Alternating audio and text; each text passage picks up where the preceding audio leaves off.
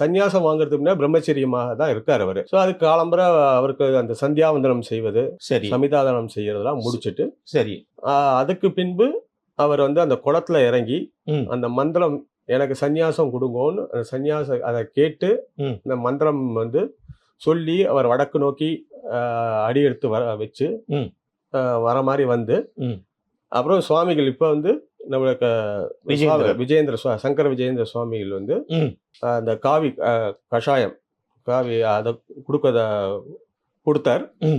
அப்புறம் அதை அணிவிச்சதுக்கு அப்புறமா வந்ததுக்கு அப்புறமா அவர் வந்து அவரோட ஒவ்வொன்னா எல்லாத்தையும் துறக்கிறது.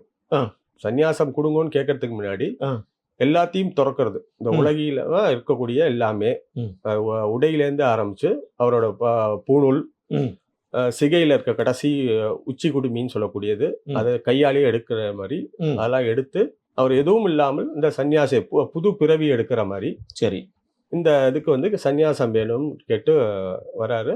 குரு வந்து அவருக்கு சன்னியாச தீட்சைக்கு முதல்ல வந்து காஷாயம் அந்த உடை கொடுத்து காவி கொடை கொடுக்கறது. காவி கொடுத்து சன்னியாசிக்குரிய காவி உடையை கொடுத்து. ருத்ராட்சம் உண்டா? அது அடுத்ததா பின்னாடி வரக்கூடிய உத்ராட்சம் ஸ்வடிகரி மாலை தண்டம் கொடுத்ததுக்கு அப்புறம் அதெல்லாம் கொடுத்தாங்க.